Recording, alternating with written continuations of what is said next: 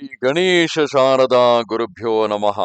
ರಾಮಾಯ ರಾಮಭದ್ರಾಯ ರಾಮಚಂದ್ರಾಯ ವೇಧಸೆ ರಘುನಾಥಾಯ ನಾಥಾಯ ಸೀತಾಯ ಪತೆಯೇ ನಮಃ. ಶ್ರೋತೃಗಳಿಗೆ ವಾಲ್ಮೀಕಿ ರಾಮಾಯಣ ಯುದ್ಧಕಾಂಡದ 94ನೆಯ ಸರ್ಗಕ್ಕೆ ಸ್ವಾಗತ. ಹಿಂದಿನ ಅಧ್ಯಾಯಗಳಲ್ಲಿ ಪುತ್ರನಾದ ಇಂದ್ರಜಿತುವು ಲಕ್ಷ್ಮಣನ ಕೈಯಲ್ಲಿ ಮರಣ ಹೊಂದಿದ ಸಮಾಚಾರವನ್ನು ಕೇಳಿದ ರಾವಣನು ಅತ್ಯಂತ ದುಃಖಗ್ರಸ್ತನಾಗುತ್ತಾನೆ. ಪುತ್ರ ಶೋಕದಿಂದ ಆತ ಸೀತೆಯನ್ನೇ ಕೊಂದು ಬಿಡಬೇಕೆಂದು ಹೊರಡುತ್ತಾನೆ. ಆಗ ಮಂತ್ರಿಗಳು ಅವನನ್ನು ತಡೆದು ಅವರಲ್ಲಿ ಸುಪಾರ್ಶ್ವನೆಂಬುವವನು ವೇದ ವಿದ್ಯೆಯನ್ನು ಕಲಿತವನಾಗಿ ವೇದೋತ್ತರದಲ್ಲಿ ವೇದ ವಿದ್ಯೆಯನ್ನೆಲ್ಲ ಕಲಿತ ನಂತರ ಸ್ನಾತಕನಾಗಿಯೂ ಇರುವಂತಹ ನೀನು ಸ್ತ್ರೀವಧೆಯನ್ನು ಮಾಡುವುದು ಯೋಗ್ಯವಲ್ಲ. ನಿನ್ನ ಯಾವ ಕೋಪವಿದೆಯೋ ಅದನ್ನು ಒಂದು ಹೆಣ್ಣಿನ ಮೇಲೆ ತೋರಿಸುವುದಕ್ಕಿಂತಲೂ ಅದನ್ನು ಶ್ರೀರಾಮನ ಮೇಲೆ ತೋರಿಸು. ಒಂದು ವೇಳೆ ನೀನು ಶ್ರೀರಾಮನನ್ನು ಗೆದ್ದು ವಿಜಯಿಯಾಗಿ ಹಿಂದಿರುಗಿದರೆ ಆಗ ನೀನು ಸೀತೆಯನ್ನು ತೊಂದರೆಯಿಲ್ಲದೆ ಹೊಂದಬಹುದು ಎಂದು ರಾವಣನಿಗೆ ಸಮಾಧಾನ ಹೇಳಿ ಪುನಃ ಆತನನ್ನು ಹಿಂದಕ್ಕೆ ಕಳುಹಿಸುತ್ತಾರೆ. ದೀನನಾದ ಆ ರಾಜನು ಅತ್ಯಂತ ದುಃಖದಿಂದ ಸಭೆಯನ್ನು ಪ್ರವೇಶಿಸಿ ಕೋಪಗೊಂಡ ಸಿಂಹದಂತೆ ಉಸಿರು ಬಿಡುತ್ತಾ ಮುಖ್ಯಾಸನದಲ್ಲಿ ಕುಳಿತನು. ಮಹಾಬಲಾಢ್ಯನಾದ ಆ ರಾವಣನು ಪುತ್ರ ವ್ಯಸನದಿಂದ ಬಳಲಿ ಅಲ್ಲಿದ್ದ ಸೇನಾಧ್ಯಕ್ಷರೆಲ್ಲರಿಗೂ ಕೈಜೋಡಿಸಿಕೊಂಡು, ನೀವುಗಳೆಲ್ಲರೂ ಆನೆ ಕುದುರೆಗಳಿಂದಲೂ ರಥ ಸಮುದಾಯಗಳಿಂದಲೂ ಕೂಡಿ ಕಾಲಾಳುಗಳೊಡನೆ ಯುದ್ಧಕ್ಕೆ ಹೊರಡಿರಿ. ರಾಮನೊಬ್ಬನನ್ನೇ ಸುತ್ತುಗಟ್ಟಿ ಮಳೆಗಾಲದ ಮೇಘಗಳಂತೆ ಬಾಣದ ಮಳೆಗರೆದು ಯುದ್ಧದಲ್ಲಿ ಅವನನ್ನು ಕೊಲ್ಲಿರಿ.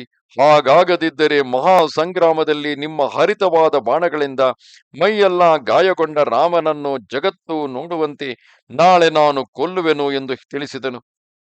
ರಾಕ್ಷಸರಾಜನ ಆ ಮಾತನ್ನು ಸ್ವೀಕರಿಸಿ ಆ ರಾಕ್ಷಸರು ವೇಗವಾಗಿ ಹೋಗತಕ್ಕ ರಥಗಳಿಂದಲೂ ನಾನಾ ಸೈನ್ಯಗಳಿಂದಲೂ ಕೂಡಿ ಹೊರಟರು.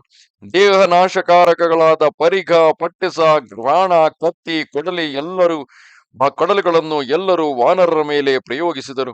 ವಾನರರು ಸಹ ಮರಗಳನ್ನು ಬೆಟ್ಟಗಳನ್ನು ರಾಕ್ಷಸನ ಮೇಲೆ ಪ್ರತಿಯಾಗಿ ಎಸೆದರು. ರಾಕ್ಷಸರಿಗೂ ವಾನರರಿಗೂ ಭಯಂಕರವಾದ ಆ ಮಹಾ ಸಂಗ್ರಾಮವು ಸೂರ್ಯೋದಯದಿಂದಲೇ ಪ್ರಾರಂಭವಾಯಿತು. ವಾನರ ರಾಕ್ಷಸರು ಪರಸ್ಪರವಾಗಿ ವಿಚಿತ್ರವಾದ ಗದೆಗಳಿಂದಲೂ ಪ್ರಾಸಗಳಿಂದಲೂ ಕತ್ತಿ ಕೊಡಲಿಗಳಿಂದಲೂ ರಣಾಂಗಣದಲ್ಲಿ ಹೊಡೆದರು. ಯುದ್ಧವು ಹೀಗೆ ಮುಂದುವರಿಯಲು ಬಹಳ ದೊಡ್ಡ ಧೂಳು ಮೇಲಕ್ಕೆದ್ದಿತು. ಆದರೆ ವಾನರ ರಾಕ್ಷಸರ ರಕ್ತ ಧಾರೆಗಳಿಂದ ಅದು ಶಾಂತವಾಯಿತು. ರಕ್ತದ ಹೊಳೆಗಳು ಹರಿದವು. ಆನೆಗಳು ರಥಗಳು ಅವಕ್ಕೆ ದಡಗಳಾದವು. ಕುದುರೆಗಳೇ ಮೀನುಗಳು, ಧ್ವಜಗಳೇ ಮರಗಳು, ಶರೀರವೆಂಬ ತೆಪ್ಪಗಳು ತೇಲಿ ಹೋಗುತ್ತಿದ್ದವು. ವಾನರರೆಲ್ಲರೂ ರಕ್ತ ರಾಶಿಗಳಲ್ಲಿ ಮುಳುಗಿ ರಾಕ್ಷಸರ ಧ್ವಜಗಳನ್ನು, ಕವಚಗಳನ್ನು, ರಥಗಳನ್ನು, ಕುದುರೆಗಳನ್ನು, ನಾನಾ ಆಯುಧಗಳನ್ನು ಹಾರಿ ಬಂದು ತುಂಡರಿಸುತ್ತಿದ್ದರು. ರಾಕ್ಷಸರ ತಲೆಗೂದಲುಗಳನ್ನು, ಕಿವಿಗಳನ್ನು, ಹಣೆಗಳನ್ನು, ಮೂಗುಗಳನ್ನು ವಾನರರು ಚೂಪಾದ ಹಲ್ಲುಗಳಿಂದಲೂ ಉಗುರುಗಳಿಂದಲೂ ಕತ್ತರಿಸಿದರು. ಹಣ್ಣು ಬಿಟ್ಟಿರುವ ಮರಕ್ಕೆ ಪಕ್ಷಿಗಳು ಎರಗುವಂತೆ ಒಬ್ಬೊಬ್ಬ ರಾಕ್ಷಸರ ಮೇಲೆ 100 ಮಂದಿ ವಾನರ ಶ್ರೇಷ್ಠರು ಅಟ್ಟಿ ಬರುತ್ತಿದ್ದರು. ಇದೇ ರೀತಿಯಲ್ಲಿ ಪರ್ವತಾಕಾರದ ರಾಕ್ಷಸರು ಸಹ ಭಯಂಕರವಾದ ವಾನರರನ್ನು ದೊಡ್ಡ ದೊಡ್ಡ ಗದೆಗಳಿಂದಲೂ ಪ್ರಾಸ, ಖಡ್ಗ, ಕೊಡಲಿಗಳಿಂದಲೂ ಹೊಡೆದರು. ರಾಕ್ಷಸರಿಂದ ಕೊಲ್ಲಲ್ಪಡುತ್ತಾ ವಾನರರ ಮಹಾ ಸೈನ್ಯವು ಸಂರಕ್ಷಕನಾದ ದಶರಥ ಕುಮಾರ ರಾಮನಲ್ಲಿ ಶರಣು ಹೊಕ್ಕಿತು. ಆಗ ಮಹಾ ತೇಜೋವಂತನು ಪರಾಕ್ರಮಿಯೂ ಆದ ರಾಮನು ಧನುಸ್ಸನ್ನು ಹಿಡಿದು ರಾಕ್ಷಸ ಸೈನ್ಯವನ್ನು ಒಳಹೊಕ್ಕು ಬಾಣದ ಮಳೆಗರೆದನು. ಅಂತರಿಕ್ಷದಲ್ಲಿ ಮೇಘಗಳು ಸೂರ್ಯನನ್ನು ಎದುರಿಸಲಾರದಂತೆ ರಾಕ್ಷಸ ಸೈನ್ಯದ ಒಳಹೊಕ್ಕು ಬಾಣಾಗ್ನಿಯಿಂದ ಸುಟ್ಟು ಹಾಕುತ್ತಿದ್ದ ಮಹಾಭಯಂಕರನಾದ ರಾಮನನ್ನು ರಾಕ್ಷಸರು ಎದುರಿಸಲಾರದೆ ಹೋದರು. ರಾಮನು ಮಾಡುತ್ತಿದ್ದ ಇತರರು ಯಾರೂ ಮಾಡಲಾಗದ ಭಯಂಕರ ಕಾರ್ಯಗಳನ್ನು ರಾಕ್ಷಸರು ಸುಮ್ಮನೆ ನೋಡುತ್ತಿದ್ದರು. ಕಾಡಿನಲ್ಲಿ ಆಗುವ ಗಾಳಿಯನ್ನು ಅದು ಮರಗಳನ್ನು ಉರುಳಿಸುವುದರಿಂದ ಮಾತ್ರ ತಿಳಿಯುವಂತೆ ಮಹಾ ಸೈನ್ಯವನ್ನು ಓಡಿಸುತ್ತಿದ್ದುದರಿಂದಲೂ ಮಹಾರಥಿಕರನ್ನು ಧ್ವಂಸ ಮಾಡುತ್ತಿದ್ದುದರಿಂದಲೂ ಮಾತ್ರವೇ ರಾಮನು ಗೋಚರನಾಗುತ್ತಿದ್ದನು. ಅಂದರೆ ಆ ರಾಮನು ಬಾಣ ಬಿಡುತ್ತಿರುವುದು ಪ್ರತ್ಯಕ್ಷವಾಗಿ ಕಾಣಿಸುತ್ತಲೇ ಇರಲಿಲ್ಲ. ರಾಕ್ಷಸ ಸೈನಿಕರು ರಾಮನ ಬಾಣಗಳಿಂದ ಕತ್ತರಿಸಲ್ಪಟ್ಟು, ಭೇದಿಸಲ್ಪಟ್ಟು, ಸುಟ್ಟು ಮುರಿದು ಹೊಡೆಯಲ್ಪಟ್ಟದು ಕಾಣಬರುತ್ತಿದ್ದರೂ ವೇಗಕಾರಿಯಾದ ರಾಮನು ಮಾತ್ರ ಕಾಣುತ್ತಿರಲಿಲ್ಲ. ಜೀವಿಗಳು ತಮ್ಮ ಇಂದ್ರಿಯಗಳಲ್ಲಿ ಕುಳಿತಿರುವ, ಅಂದರೆ ಆ ಇಂದ್ರಿಯಗಳ ಕ್ರಿಯೆಗಳಿಂದಲೇ ತಿಳಿಯಬೇಕಾಗಿರುವ ಪರಮಾತ್ಮನನ್ನು ಕಾಣಲಾರದಂತೆ, ಅಂದರೆ ಹೇಗೆ ಜೀವಿಗಳು ತಮ್ಮ ಇಂದ್ರಿಯಗಳಿಂದ ಹೊರಗಡೆಯೇ ನೋಡುತ್ತಾ ಇರುವುದರಿಂದ ಒಳಗಡೆಯೇ ಕುಳಿತಿರುವ ಪರಮಾತ್ಮನು ಕಾಣುವುದಿಲ್ಲವೋ, ಆ ರೀತಿಯಾಗಿ ರಾಕ್ಷಸರು ತಮ್ಮ ಶರೀರಗಳಿಗೆ ಪೆಟ್ಟು ಬೀಳುವುದನ್ನು ಕಂಡರೆ ವಿನ ರಾಮನನ್ನು ಕಾಣಲಿಲ್ಲ. ಅವನು ಆನೆಯ ಸೈನ್ಯವನ್ನು ಕೊಲ್ಲುತ್ತಿದ್ದಾನೆ, ಇವನು ಮಹಾರಥಿಕರನ್ನು ಕೊಲ್ಲುತ್ತಿದ್ದಾನೆ, ಇವನು ತೀಕ್ಷ್ಣವಾದ ಬಾಣಗಳಿಂದ ಕಾಲಾಳುಗಳನ್ನು ಕುದುರೆಗಳನ್ನು ಕೊಲ್ಲುತ್ತಿರುವನು. ಹೀಗೆ ಆ ರಾಕ್ಷಸರೆಲ್ಲರೂ ಯುದ್ಧರಂಗದಲ್ಲಿ ರಾಮನಂತೆಯೇ ಕಾಣುತ್ತಿರುವ ತಮ್ಮವನನ್ನೇ ಒಬ್ಬರನ್ನೊಬ್ಬರು ಕೋಪಗೊಂಡು ಹೊಡೆಯತೊಡಗಿದರು.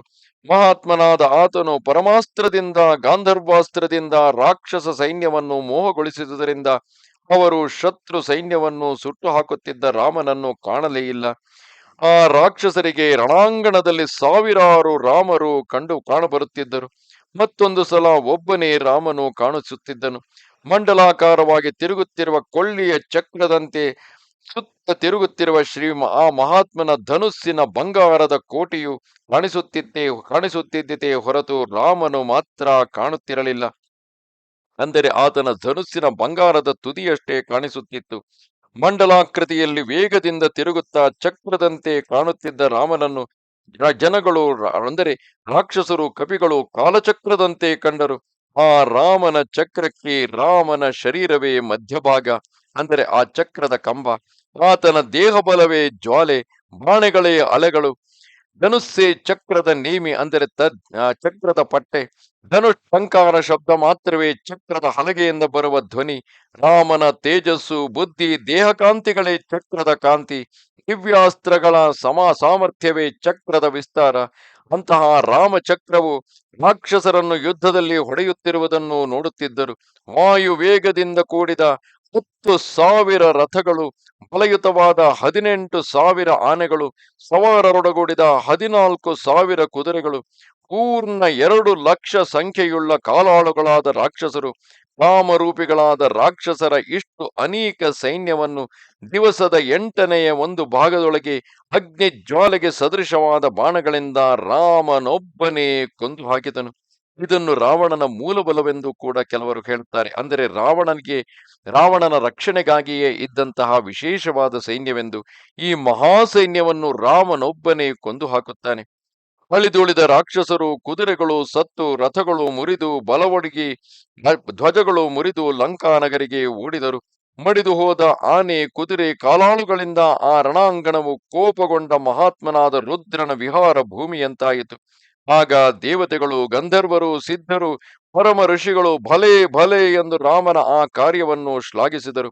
ಆಗ ಧರ್ಮಾತ್ಮನಾದ ರಾಮನು ಸಮೀಪದಲ್ಲಿದ್ದ ಸುಗ್ರೀವನಿಗೂ, ವಿಭೀಷಣನಿಗೂ, ಹನುಮಂತನಿಗೂ, ಕಪಿಶ್ರೇಷ್ಠನಾದ ಜಾಂಬವಂತನಿಗೂ, ಐಂದ ದ್ವಿವಿಧರಿಗೂ, ಈ ದಿವ್ಯವಾದ ಅಸ್ತ್ರಶಕ್ತಿ ನನಗೂ ಮುಕ್ಕಣ್ಣನಿಗೂ ಮಾತ್ರವೇ ಸಾಧ್ಯ ಎಂದನು. ಇಂದ್ರ ಸಮಾನನಾದ ಮಹಾತ್ಮ ರಾಮನು ಹೀಗೆ ಆ ರಾಕ್ಷಸ ಸೈನ್ಯವನ್ನು ಕೊಂದು ಅಸ್ತ್ರಶಸ್ತ್ರ ಪ್ರಯೋಗಗಳಿಂದ ಏನೊಂದು ಆಯಾಸವನ್ನು ಪಡೆಯದವನಾಗಿ ಬಹು ಸಂತೋಷವನ್ನು ಪಡೆದ ದೇವತಾ ಸಮೂಹಗಳಿಂದ ಸ್ತುತಿಸಲ್ಪಡುತ್ತಿದ್ದನು. ಇಲ್ಲಿಗೆ ವಾಲ್ಮೀಕಿ ರಾಮಾಯಣ ಯುದ್ಧಕಾಂಡದ 94ನೆಯ ಅಧ್ಯಾಯವು ಸಮಾಪ್ತವಾದುದು. ನಮಸ್ತೆ ಶಾರದಾ ದೇವಿ ಕಾಶ್ಮೀರ ಪುರವಾಸಿನಿ ತ್ವಾಮಹಂ ಪ್ರಾರ್ಥಯೇ ನಿತ್ಯಂ ವಿದ್ಯಾದಾನಂಚ ದೇಹಿಮೆ.